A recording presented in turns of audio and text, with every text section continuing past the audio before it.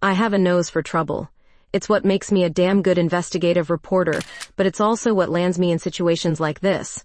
Caught in a Houston downpour. That appeared out of nowhere, my leather satchel clutched to my chest as if it contained state secrets, instead of just my laptop and 3 weeks of work. The rain wasn't just falling, it was assaulting the pavement. I spotted an old storefront with a generous awning and made a mad dash for it, my heels splashing through puddles that instantly soaked through to my skin. Just as I reached shelter, a crack of thunder split the air, making me jump. Jesus, I muttered, pushing my soaked brown hair from my face. Laura Carter, star reporter for the Houston Chronicle, reduced to a dripping mess. Fantastic.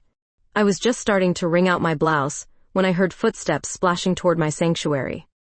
A blonde woman appeared, running full tilt toward the same awning, her green blazer darkened by rain, clutching a leather portfolio to her chest. She skidded under the awning, nearly colliding with me. Sorry, she gasped, slightly out of breath. This storm came out of nowhere. Seems to be the Houston special, I said, trying not to stare at her too obviously. She was stunning, blonde hair now darkened by rain, striking green eyes that reminded me of sea glass, and cheekbones that could cut glass. I'm Laura, I said, extending my hand before I could think better of it. Jade, she replied, her handshake firm. Jade Hill. Something about her seemed familiar, but I couldn't place it. We stood in awkward silence for a moment, the rain creating a curtain around our little shelter. You're that reporter, aren't you? She finally asked. The one who broke the City Hall corruption story last year? I couldn't help the smile that spread across my face. Guilty as charged. Though I prefer investigative journalists these days, sounds more serious. Should I be worried about what you're investigating now? There was something in her tone, caution mixed with something else. Interest, maybe? That depends on what you're hiding, I countered, only half joking. Her laugh was unexpected, a warm sound that seemed to push back the chill of my wet clothes. We all have our secrets, Miss Carter. The way she said my name made me feel like she knew more about me than I did about her. I was about to ask how exactly she knew who I was when my phone buzzed. It was my editor. Sorry, work call, I said, stepping away slightly. When I returned, Jade was looking out at the rain, which had finally begun to lighten.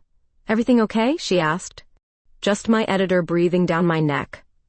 Standard Monday. I paused, studying her profile. So what do you do, Jade Hill, when you're not getting caught in rainstorms? She hesitated just a beat too long. I work with the police department, sort of a consultant. Now that was interesting. What kind of consultant? The kind that doesn't talk about it much. She smiled, but it didn't reach those sea glass eyes. Information is my specialty. The rain had nearly stopped, and sunlight was beginning to break through the clouds. Jade checked her watch. I should go. It was nice meeting you, Laura Carter. Wait, I said, surprising myself. Maybe we could grab coffee sometime? I'd love to pick your brain about your consultancy. She turned, giving me a long look that sent a strange flutter through my chest. You don't give up easily, do you? Not when something interests me. Her smile was different this time, genuine, with a hint of something that looked like challenge. I'll find you, she said simply, then stepped out into the freshly washed street, leaving me to wonder exactly what kind of story I'd just stumbled onto. It was 3 weeks after my rain-soaked encounter with the mysterious Jade Hill when my life took another unexpected turn. I was hunched over my laptop in the Chronicle's office, chasing down leads on a pharmaceutical scandal, when my desk phone rang. Laura Carter, I answered, distracted by the document I was scanning. Miss Carter, this is Martin Weiss from Weiss and Donaldson Law Firm. I'm calling regarding the estate of Eleanor Carter. Were you aware of your aunt's passing? My fingers froze over the keyboard. Aunt Eleanor? I hadn't seen her in over a decade, not since a blowout argument between her and my father that had severed family ties. No, I wasn't aware, I said, my voice suddenly hoarse. When did she pass? Last week. Heart failure. I'm calling because you're named as her sole beneficiary. I nearly dropped the phone. Beneficiary? There must be some mistake. We weren't close. Nevertheless, Miss Carter, your Aunt Eleanor has left you her entire estate, including her residence on Magnolia Lane. Perhaps you could come to our office tomorrow to discuss the details? The next day, I found myself in a wood-paneled office, still trying to process that my eccentric aunt had left me anything at all. much less what Mr. Weiss described as a historic Victorian property of significant value. As I sat waiting for Mr. Weiss to return with the paperwork, the office door opened. I looked up expecting the attorney. Instead, those same sea-glass eyes met mine. "Laura Carter," Jade said, surprise evident in her voice. "Now this is unexpected." "Jade?" I stood, feeling strangely off balance. "What are you doing here?" Before she could answer, Mr. Weiss returned, beaming at us both. "Ah, Ms. Hill, perfect timing. I see you two have met?" "Briefly," I said, still staring at Jade. "Ms. Hill was your aunt's caretaker during her final months," Mr. Weiss explained. "She's here to collect some personal effects and provide any information you might need about the property." "Caretaker?" I turned to Jade. "You didn't mention that when we met." Her smile was enigmatic. "You didn't ask about my previous employment, only my current situation." Mr. Weiss seemed oblivious to the tension between us as he laid out papers for my signature. While I scrawled my name across documents, Jade explained how she'd come to work for my aunt after responding to an ad for a live-in assistant. "Eleanor was particular about her privacy," Jade said carefully, "but she spoke of you often." "That's strange, considering we hadn't spoken in years." "Sometimes the people we watch from a distance are the ones we think about most," she replied, her voice softening. After the paperwork was complete, Jade offered to take me to the house. "You'll want to see what you're inheriting," she said. "It's quite a place."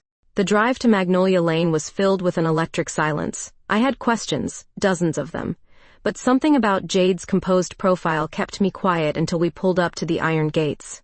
The house beyond was nothing like I'd imagined. It was massive, a 3-story Victorian with sprawling grounds, looking like something out of a Gothic novel with its turrets and wraparound porch. "This is what she left me?" I whispered as we walked up the stone pathway. "Home sweet home," Jade said, producing a heavy key ring. "She wanted you to have it. Said it belonged in the family." As the front door creaked open, revealing a dim foyer lined with antiques and faded photographs, Jade's hand brushed against mine. "I should warn you," she said softly, her face inches from mine in the shadowy entrance. "This house has its secrets." Our eyes locked, and suddenly I was aware of how close we were standing, how her breathing had quickened slightly.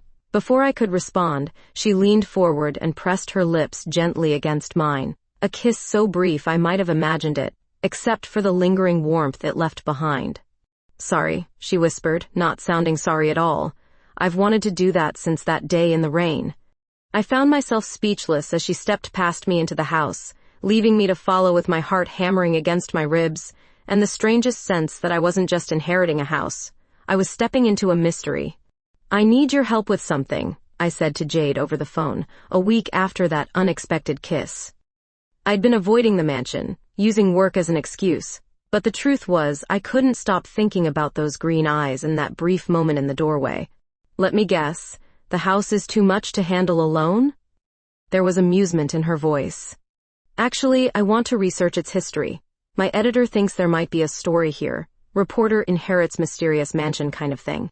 The lie came easily. My editor knew nothing about it. This was personal curiosity, mixed with a desire to see Jade again. That evening, Jade arrived with takeout and a bottle of wine. "Research fuel," she explained, setting up in the mansion's dusty library. The room was lined with bookshelves, old volumes arranged by some system I couldn't decipher. "So, you're a reporter by day and house historian by night?" Jade asked, pouring wine into mugs she'd found in the kitchen. "I'm curious about why Aunt Eleanor left me this place when we weren't even speaking." I accepted the mug, our fingers brushing. "And about you. How does someone go from caretaker to police informant?" Jade raised an eyebrow. "You've been looking into me." "It's what I do." "Fair enough." She settled into an armchair, legs tucked beneath her. "I was never officially her caretaker. I rented a room here and helped out. Eleanor appreciated discretion, which made me valuable to her, and later to the police. We spent hours going through old records and photographs. Jade knew which cabinets contained what documents, moving around the library with familiar ease. As the night deepened, we migrated to the floor, surrounded by papers and emptying our second bottle of wine.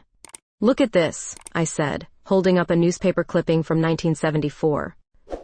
There was a scandal involving this property, something about unauthorized research. Jade leaned close, her shoulder pressing against mine. Your aunt never talked about that.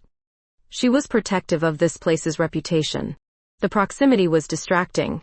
In the dim lamplight, with the old house creaking around us, it felt like we existed in our own little world. How long did you live here? I asked, trying to focus on something other than how good she smelled. Almost a year. She looked up, her face inches from mine. Long enough to know this house hasn't given up all its secrets yet. It happened while we were moving a heavy bookcase, looking for more storage. The wood panel behind it shifted, revealing a seam in the wall. That's not possible, I whispered, running my fingers along the crack. Houses don't just have secret passages. This one might. Jade pressed her hand next to mine, pushing slightly. The panel gave way, revealing a narrow door. We stared at each other, the excitement palpable between us. Should we? I asked. You're the investigative reporter, Jade said with a half smile. Don't you always want to know what's behind door number 1? The door opened to a narrow staircase descending into darkness. The air that rushed out was cold and stale. It must lead to some kind of basement, I said, peering down. I didn't see any basement entrance on the house tour. Jade found an old flashlight in a drawer, testing it with a flick of her wrist. A weak beam cut through the darkness. Ladies first? She offered with a nervous laugh. How about we go together? I reached for her hand without thinking, and she took it, her fingers intertwining with mine. The stairs creaked ominously with each step. The passageway was so narrow our shoulders brushed against the walls. Jade's hand was warm in mine, our faces close in the confined space. Your aunt mentioned renovations in the lower level once, Jade whispered, her breath warm against my ear. I assumed she meant a cellar for wine storage. At the bottom of the stairs, the flashlight beam revealed a heavy wooden door with an old iron handle. My heart was pounding, though whether from the mystery or from Jade's closeness, I couldn't tell. Ready? I asked, turning to face her. In the dim light, her eyes were dark pools. She nodded, and then, as if drawn by some invisible force, leaned forward and kissed me. Unlike our first kiss, this one wasn't brief. Her lips were soft, insistent, her free hand coming up to cut my face. When we pulled apart, both breathless, she smiled. For courage. With our hands still linked, I pushed open the door, having no idea what secrets waited for us in the darkness beyond. The basement air hit us like a physical barrier, cold, damp, and heavy with the scent of old paper and something chemical I couldn't identify. The flashlight beam cut weakly through the darkness, revealing a space much larger than I'd expected. Christ, I whispered. This is bigger than my entire apartment. Jade squeezed my hand, her grip tightening as the light swept across the room. Metal shelves lined one wall, filled with dusty jars and boxes. A large wooden table dominated the center, its surface covered with what looked like maps and diagrams. What was she doing down here? Jade's voice was hushed, almost reverent in the stillness. We moved forward together, our footsteps echoing on the concrete floor. As we approached the table, the beam illuminated newspaper clippings pinned to a large corkboard, dozens of them, yellowed with age. Missing person case baffles police. I read aloud from one headline. Local student vanishes without trace. Laura? Jade's voice had a tremor as she pointed to a corner of the room. I swung the flashlight where she indicated and felt my blood run cold. A collection of strange objects was arranged on a shelf. Antique surgical tools, small carved figurines, and what looked disturbingly like a ritual altar with unfamiliar symbols drawn around it. What the hell was my aunt into?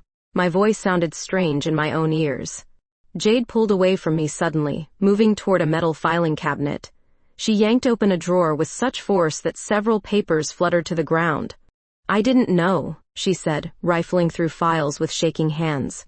I swear, Laura, I didn't know about any of this. Know about what? I approached cautiously, noticing how pale she'd become. These are case files, police records. They shouldn't be here. She held up a folder labeled with a name and date from 3 years ago. This is connected to an investigation I worked on. The revelation hit me hard. My aunt, the woman I barely knew, had been collecting information about missing persons cases and police investigations, creating some kind of disturbing shadow archive in her basement. Suddenly, Jade's legs seemed to give way. I lunged forward, catching her before she hit the ground. She was shaking, her face pressed against my shoulder.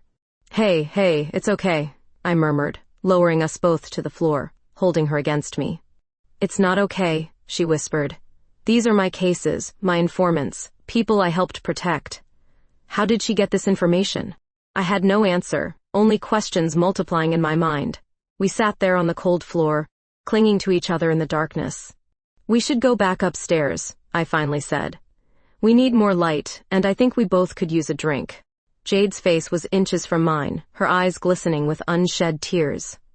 Laura, I'm scared. If Eleanor had these files... I didn't let her finish. Instead, I pulled her closer and kissed her, not gently this time, but with a desperate intensity that surprised us both. She responded immediately, her hands tangling in my hair, her body pressing against mine with an urgency that made me forget momentarily about the horrors surrounding us. We broke apart, breathless, foreheads touching. The flashlight had rolled away, casting strange shadows across the walls. I've wanted to do that since the first day in the rain, I confessed, echoing her words from before. A small laugh escaped her, breaking the tension. Great timing, Carter. In a creepy basement surrounded by evidence of God knows what. Journalism is all about seizing the moment, I said, helping her to her feet. Back upstairs, we locked the basement door behind us, as if that could contain the questions it had raised. In the kitchen, I poured us both generous glasses of whiskey while Jade paced, her professional composure completely shattered. I have to decide what to do, I said finally. This is a story, possibly the biggest of my career. My aunt was collecting evidence about missing persons cases going back decades. Jade stopped pacing, her eyes flashing. You can't publish this. Not yet. We don't know what we're dealing with. That's exactly why I should investigate it. She moved toward me then, taking my glass and setting it aside before placing her hands on either side of my face. Choose carefully, Laura. Between the story and me. Before I could respond, she was kissing me again, and we were fumbling our way to the nearest couch, professional ethics and mysterious basements temporarily forgotten in the urgent need to feel something other than fear. The morning after our basement discovery, I woke to sunlight streaming through unfamiliar curtains, and Jade's arm draped across my waist. For a moment, I allowed myself to enjoy the warmth of her body against mine before reality came crashing back. The basement, the files, the unsettling collection of items. My phone buzzed on the nightstand. Carefully extracting myself from Jade's embrace, I grabbed it and padded barefoot into the hallway. Laura Carter, I answered quietly. Miss Carter, this is Detective James Cook. The voice was gruff, authoritative. I understand you've been spending time with one of our informants. My heart skipped. I don't know what you're talking about. Jade Hill, he said flatly. She's valuable to the department, and I'd hate to see her compromised by a reporter digging into things better left alone. I leaned against the wall, suddenly cold. Are you threatening me, detective? Warning you, for both your sakes. His tone softened slightly. Jade's helped put away some dangerous people. People who have friends on the outside. Whatever you're working on, drop it. Before I could respond, he hung up. I stood frozen in the hallway, mind racing. How did he know about me and Jade? About my investigation? Who was that? Jade appeared in the doorway, wrapped in a sheet, her blonde hair tousled from sleep. I hesitated only briefly before telling her about the call. Her face paled.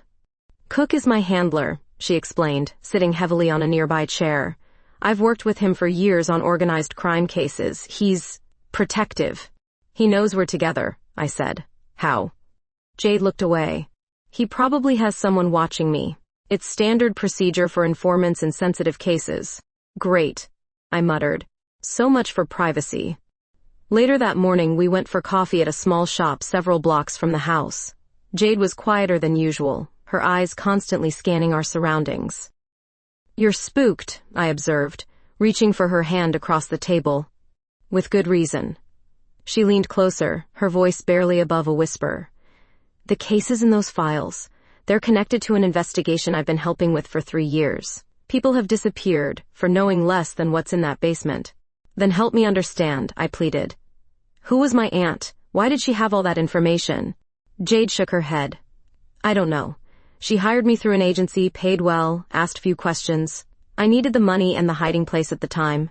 As we left the coffee shop, I noticed a black sedan parked across the street. When we turned the corner, it pulled away from the curb, following at a distance. "Don't look back," Jade murmured, sensing my tension. "Just keep walking normally." Is that police? Maybe? Or maybe someone else. Her hand found mine, squeezing tight. "Let's split up. I'll head back to my place, you go to yours." "No," I said firmly, surprising myself. "We stick together." The sedan followed us for 10 more blocks before peeling away suddenly at an intersection. By then, rain had begun to fall, a heavy, insistent downpour reminiscent of the day we'd met. We ran the last few blocks to my apartment, laughing despite the danger, water streaming down our faces. By the time we stumbled through my door, we were both soaked to the skin. "This feels familiar," I said, watching water puddle around our feet on the hardwood floor. Jade smiled, pushing wet hair from her face. "Life seems determined to drench me whenever you're around." "We should get out of these wet clothes," I suggested, my voice dropping lower as I stepped toward her. Her eyes darkened. "That's very considerate of you." We left a trail of wet garments from the door to my bedroom, hands exploring newly exposed skin, lips meeting with increasing urgency. The fear and tension of the day transformed into something electric between us.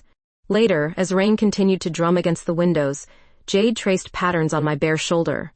"I haven't felt safe in a long time," she confessed. "Not until you." I turned to face her, struck by the vulnerability in her expression. "I'm going to protect you," I promised.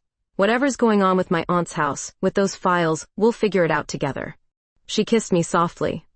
"That's what scares me," she whispered against my lips. "I don't want you in danger because of me." I pulled her closer, our bodies fitting together perfectly. Outside, the storm intensified, but in that moment, wrapped in each other, we found a temporary sanctuary from the mysteries closing in around us.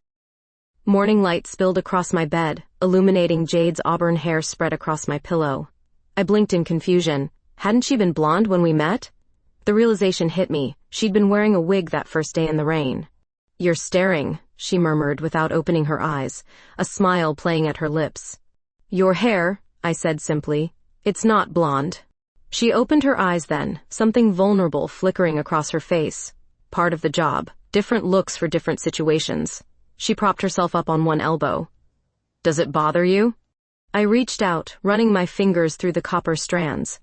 "I like it. The real you. Not many people get to see that."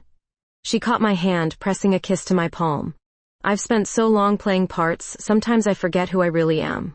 The intimacy of the moment emboldened me. "Tell me about yourself. The real Jade Hill." She sighed, lying back against the pillows. "What do you want to know?" "Everything. How you became an informant. What you're running from." For a long moment I thought she wouldn't answer. Then she began speaking, her voice soft but steady.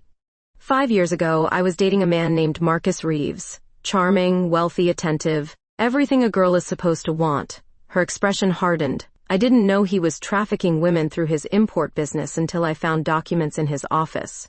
"What did you do?" I asked, though I suspected the answer. "I went to the police. Detective Cook offered me a deal. Immunity in exchange for information. I wore a wire, gathered evidence." She looked away. "When they arrested Marcus, he swore he'd find me. Said he had friends in places I couldn't imagine." "That's why you change your appearance," I realized. "You're still hiding." She nodded. "Cook set me up with new identities, safe houses. Your aunt's place was one of them." A shadow crossed her face. "Which makes the files in the basement even stranger. How did Eleanor know about my cases?" Before I could respond, Jade's phone rang. She answered, her expression changing as she listened. "I understand. Yes, I'll be careful." She hung up, turning to me with troubled eyes. "That was my contact. There's chatter in Marcus's organization. Someone's been asking questions about me, recent questions." A chill ran through me. Could they know about us? About the house? I don't know. She slid out of bed, reaching for her clothes. "But I need to check some things, make some calls." While Jade showered, my phone chimed with an incoming call, blocked number. "Laura Carter?" I answered cautiously. "Ms. Carter." The voice was distorted, unidentifiable. "Your aunt left you more than just a house. Look for the warehouse key in her study desk. 3rd drawer, false bottom." The line went dead before I could ask questions. When Jade emerged from the bathroom, I told her about the call. Her face paled. "You think it's connected to the files? To my cases?" she asked. "Only one way to find out." Back at the mansion, we found the study desk, an antique roll top tucked in a corner of the library. The third drawer contained stationery and old receipts, but when I pressed on the bottom, it gave way, revealing a small brass key taped to the underside. Attached was a tag with an address in the industrial district. "I know this area," Jade said, examining the tag. "It's where Marcus used to operate." Our eyes met, understanding passing between us. Whatever my aunt had been involved in, it was connected to Jade's past, to the dangerous man she'd helped put away. "We need to see what's in that warehouse," I said. Jade nodded slowly. "Together." As we prepared to leave, thunder rumbled in the distance, another storm approaching. I couldn't shake the feeling that we were moving towards something darker and more dangerous than either of us had imagined. I couldn't sleep. 3 days after finding the warehouse key, I'd made my decision. The story needed to be told, at least the parts that wouldn't put Jade directly in danger. I'd spent 18 hours straight at my laptop, crafting the first article in what I planned as a series, focusing on the historical pattern of disappearances and the strange collection of evidence my aunt had gathered, without mentioning Jade's connection. My editor was ecstatic. "This is Pulitzer material, Laura," he said, when I submitted the draft. "We'll run it tomorrow, front page." I didn't tell Jade. I convinced myself it was to protect her. What she didn't know, she couldn't worry about. But deep down, I knew I was being selfish. This story could make my career, and I wasn't ready to let it go, even for her. The article hit newsstands and the Chronicle's website at 6 a.m. By 7, my phone was ringing non-stop. By 8, Jade was standing in my apartment doorway, a newspaper clutched in her white-knuckled hand. "Tell me you didn't do this," she said, her voice dangerously quiet. I couldn't meet her eyes. I was careful. "I didn't mention you, or any active cases. You mentioned the house, the basement, the collection." She threw the paper down. "Do you have any idea what you've done?" "I've started to expose whatever my aunt was involved in," I argued. "People deserve to know the truth." "People deserve to live," she snapped. "Including you and me, which might be considerably harder now." She was right, and I knew it, but something stubborn in me refused to back down. "I'm a reporter, Jade. This is what I do. And I'm someone who's spent years hiding from people who want me dead." Her eyes flashed with anger and hurt. "I thought you understood that." We stood in tense silence until my phone rang again. Detective Cook. "You've stirred up a hornet's nest, Carter," he barked when I answered. "Meet me at the mansion in an hour. And bring Jade." The drive to Magnolia Lane was silent, the distance between Jade and me stretching wider with every mile. When we arrived, Cook was waiting on the porch, his weathered face grim. "Let's see this basement of yours," he said without preamble. I led them to the hidden door, which now stood partially open. Cook drew his gun, motioning for us to stay back as he descended the stairs. Moments later, his curse echoed up the stairwell. "It's been tossed," he called. The basement was in chaos. Files scattered, shelves overturned, the corkboard of newspaper clippings torn down. Someone had been searching frantically for something. "This happened because of my article," I said, the reality of what I'd done finally sinking in. "Damn right it did," Cook growled. "You've compromised years of investigation with your little scoop." Jade stood apart from us, surveying the damage with detached professionalism. "They didn't find what they were looking for," she noted, pointing to a section of wall where the concrete appeared freshly disturbed. "They tried to break through there." Cook examined the wall. "There's something behind it, a space." We spent the next hour carefully removing the loose concrete, revealing a small cavity containing a metal lockbox. Inside was a USB drive and a leather-bound journal dated 1974. "Eleanor Carter," Cook muttered, flipping through the journal. "She was deep into this from the beginning." "Into what?" I asked. He shook his head. "Not here. This place isn't secure anymore." That night, we huddled in my apartment with the blinds drawn, the tension between Jade and me temporarily overshadowed by the gravity of Cook's revelations. My aunt, it seemed, had been documenting the activities of a powerful organization for decades. "We call them the Circle," Cook explained. "Old money, political connections, operating in Houston since the 72nds. They're involved in everything from human trafficking to blackmail of public officials." "And my aunt?" She was gathering evidence against them, building a case no single prosecutor or journalist could dismantle. Later, when Cook had gone, Jade and I were left alone with the weight of this knowledge between us. Every creak of the old building made us start, eyes darting to windows and doors. "I'm sorry," I finally said into the darkness. "I should have talked to you before publishing." Jade's silhouette was still for a long moment before she moved toward me. When she reached me, her lips found mine with urgent need, her hands pulling me close as if reassuring herself I was still there. "We're in this now," she whispered against my mouth. "Together." That night, we slept fitfully, wrapped in each other's arms, both knowing that my article had set something in motion that neither of us could control. The USB drive contained decades of digital breadcrumbs, financial records, photographs, surveillance notes, all meticulously organized and cataloged by my aunt. I sat cross-legged on my living room floor, laptop balanced on my knees, while Jade paced behind me. "Eleanor was compiling evidence against high-profile members of the circle," I said, scrolling through folders. "City officials, business leaders, even a judge." She was building a case piece by piece. Jade leaned over my shoulder, her auburn hair brushing my cheek. But why? What was her connection to all this? I opened another folder labeled Personal and found my answer. A photograph from 1975 showing my aunt with her arm around a young woman with familiar green eyes. "Is that my mother?" Jade whispered, taking the laptop. "How did your aunt know her?" We dug deeper, finding correspondence between Eleanor and Jade's mother spanning decades. The final email, dated just months before my aunt's death, mentioned the safe and final evidence. "There must be another hiding place in the house," I said. "Something we missed." Jade nodded slowly. "The warehouse. We still haven't checked what's there." The industrial district was eerily quiet when we arrived at the address on the key tag. The warehouse, a nondescript building with faded numbering, stood between abandoned factories, its windows darkened. Inside, guided by flashlights, we found what appeared to be a small archival room. Filing cabinets lined the walls, each drawer meticulously labeled by year and subject. "Your aunt was creating a backup," Jade said, opening a drawer filled with duplicate files from the basement collection. "Insurance in case the house was compromised." "Smart woman," I murmured, admiration for my aunt growing with each discovery. In the center of the room stood a large safe, its surface free of dust unlike the rest of the warehouse. The combination lock gleamed in our flashlight beams. "Any ideas on the combination?" Jade asked. I thought back to the documents we'd reviewed, remembering a recurring number sequence in my aunt's notes. 6 digits that had seemed like random notations. The safe opened with a satisfying click when I entered the numbers. Inside was a hard drive, a sealed envelope addressed to me, and a small box containing names of still powerful Houston figures, evidence of their involvement with the circle dating back decades. "This is it," I breathed, holding up the hard drive. Everything needed to bring them down. The drive contained videos, recorded statements from victims, financial trails, a damning collection that could destroy the circle completely.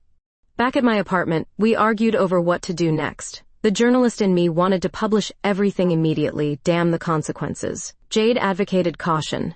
"These people have resources we can't imagine," she insisted. "They've killed to keep these secrets. So what do we do? Sit on evidence of decades of crime? We be smart about it." Her eyes held mine intently. "Your aunt was methodical for a reason. This isn't about one big exposé, it's about dismantling a system piece by carefully planned piece." Our debate was interrupted when my phone rang, Cook with a warning that chatter about us had increased. Someone connected to the circle knew we'd found the warehouse. "You need to disappear," he advised. "Both of you. I can arrange safe transport out of state until this blows over." After hanging up, I turned to Jade, the weight of decision heavy between us. "I can't walk away from this story," I said. "It's too important." "I know." She took my hands in hers. "It's who you are. Just like running is who I've been." "We don't have to run," I suggested, an idea forming. "What if we use my aunt's methods? Work behind the scenes, feed information to trusted colleagues, let them publish under different bylines." Jade considered this, her expression thoughtful. "Anonymous sources, multiple outlets, information released strategically to prevent any one person becoming a target."